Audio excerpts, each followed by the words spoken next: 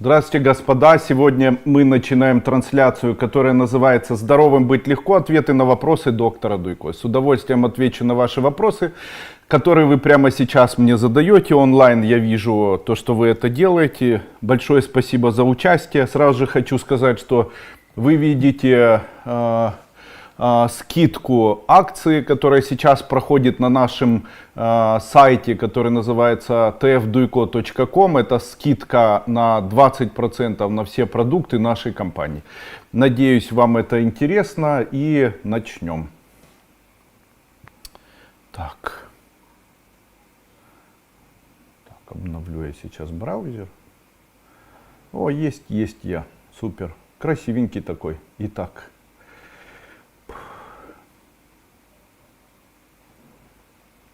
Надежда Чуб. Уважаемый Андрей Андреевич, меня зовут Надежда. У меня вопрос по поводу сына, ему 7 лет. Задержка развития и задержка речи. Подскажите, как я могу помочь, чтобы у него все было хорошо? Вы, наверное, знаете, что все проблемы, которые связаны с задержкой развития, с задержкой речи, это группа состояний, вызванных нарушением обучающей и поведенческой системы всего организма. Что происходит и почему это происходит? Условно можно сказать, что причинами могут являться употребление родителями алкоголя, перенесенные герпетические заболевания, торч-инфекции, это наличие гепатита, это перенесенные ядерная желтуха в детском возрасте. Но помимо всего прочего есть достаточно много исследований от аргининовой теории до гипераммониемийной теории. Несколько слов об этом тоже бы хотелось сказать. Итак, для того, чтобы сказать, как заставить ребенка быстрее думать и быстрее развиваться, необходимо знать о двух теориях. Первая теория называется теория нарушения мостов, которые связывают или накапливают дофамины в определенных мостах. Этих мостов в мозге, их 4. Это мезолимбическая система, гидрокортикальная, нигростриальная и туберофундибулярная. Все эти 4 системы, они связаны с общим развитием ребенка, и как правило, нарушение нигростриальной системы приводит к тому, что у ребенка появляется больше, чем у обычного ребенка, движений.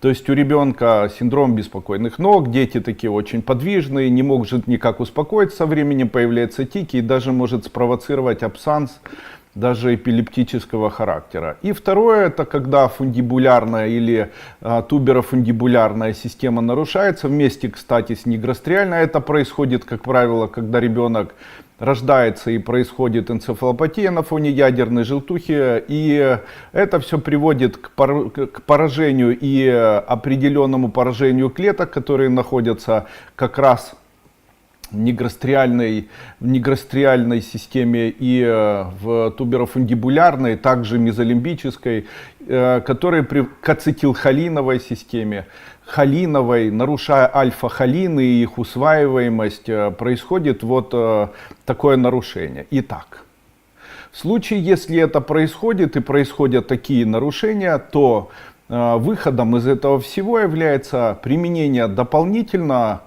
препаратов аргинина. То есть уже есть исследования, которые утверждают, что в случае, если у ребенка были спровоцированы нарушения его развития, нарушения логики или там ДЦПшные какие-либо были проблемы, если было, и это все поспособствовало к нарушению фактора его развития, то две теории. Первая из них — это увеличение приема аргинина, то есть ребенку необходимо давать дополнительно аргинин.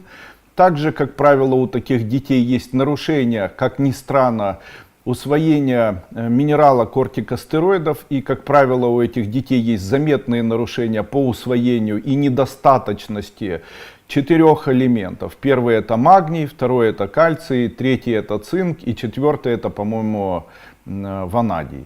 То есть у таких людей есть проблемы еще и вот такого характера. И чем решается? Применение дополнительно препаратов аргинин. В нашей компании такой препарат аргинин, он есть в препарате L-аргинин. То есть такому ребенку назначают по 3 грамма в день такого препарата. Это соответствует приблизительно 1,5 чайных ложки порошка L-аргинина. Вы можете данный препарат заказать со скидкой 20% в виде порошка и давать вашему ребенку. Также дополнительно принимайте минералокортикостероиды, которые, ну они не стероиды, а просто минералы, которые находятся в нашем препарате Минераликс. Итак.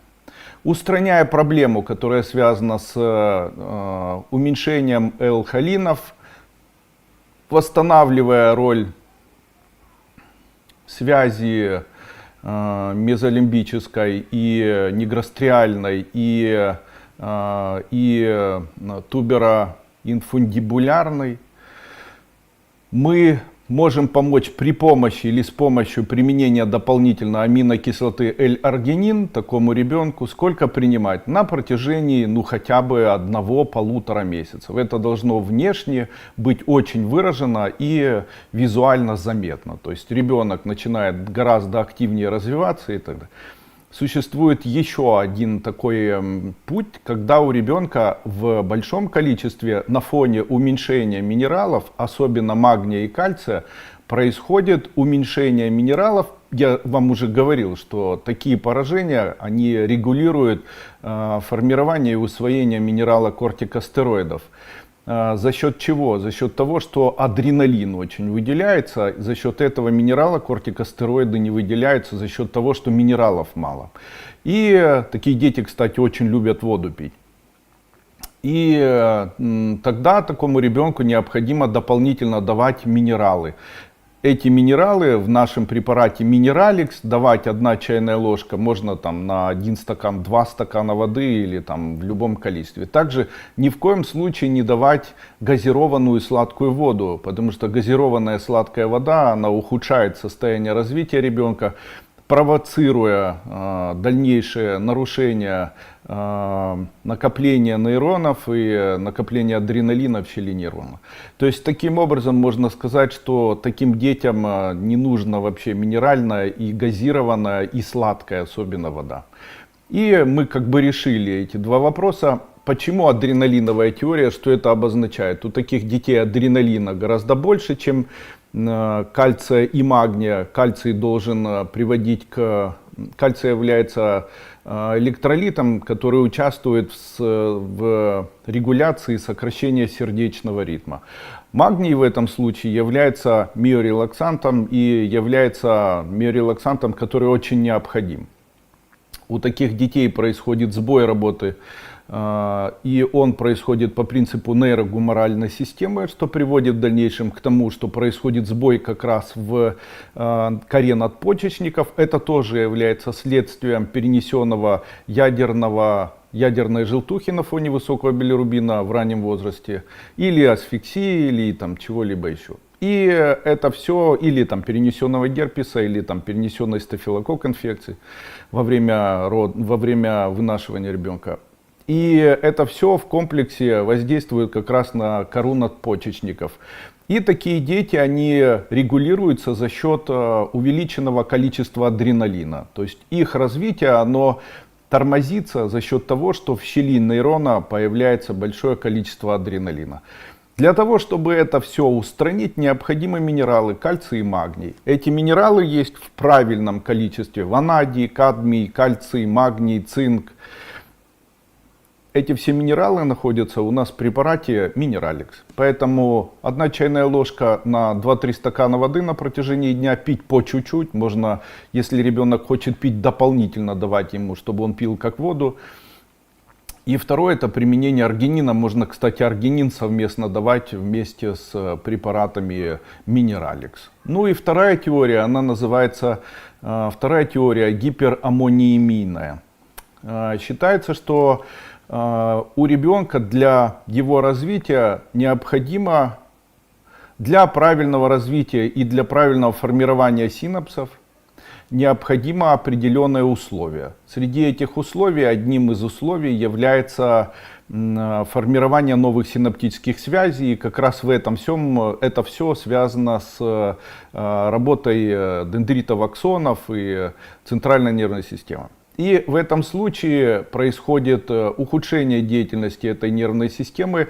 И это, как правило, происходит на фоне определенного исследования, которое показало, что у детей, у которых развивается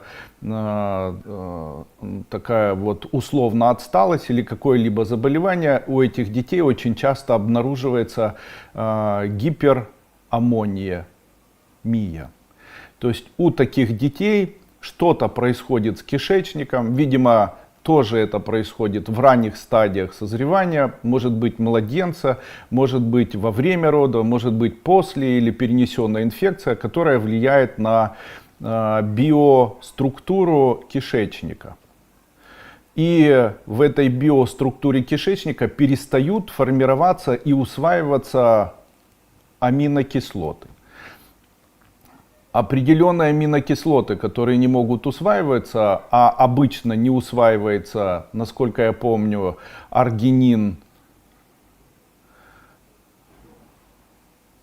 аспаргиновая кислота. Правильно, аспаргинов, не аргинин, а аспаргиновая кислота. И на фоне этого неусвоения она превращается в вещество с высоким содержанием аммиака.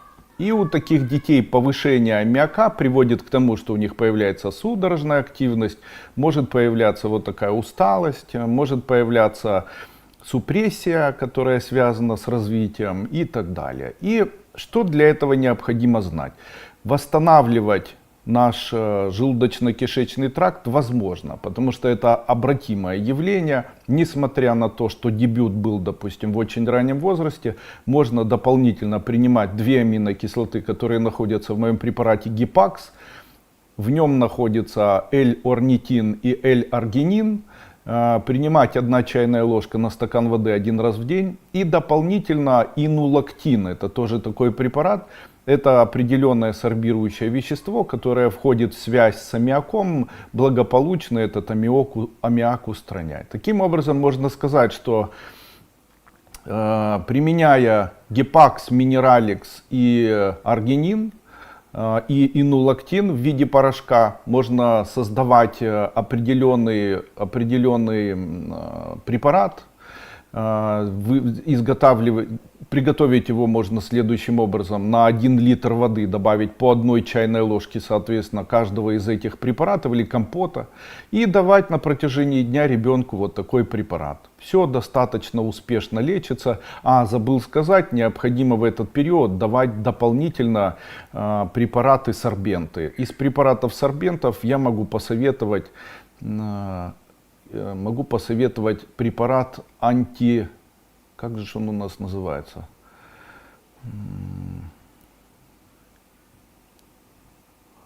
Антитокс Драй. Вот, вспомнил. Мне тоже нужно аргинин попринимать. Также есть препараты, которые могут стимулировать формирование мнемонтических связей у ребенка. Это препарат Мнемонорм. Я очень рекомендую, мои дети принимают Мнемонорм. Необходимо применять только в том случае, если ребенок не нервный и не беспокойный. Также всегда помните, что ребенку до 11 лет необходимо не менее 11 часов сна. Обязательно посмотрите на это прямо обязательное условие. Для детей это очень важно. Вообще, несколько слов можно сказать об этом. Сейчас я попробую открыть файлик, я специально сегодня готовился. Готовился, а где вот файлик, где он, не понимаю.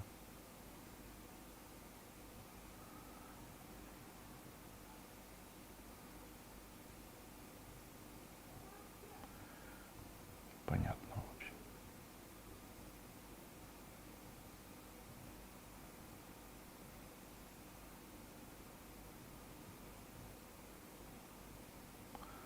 Ага.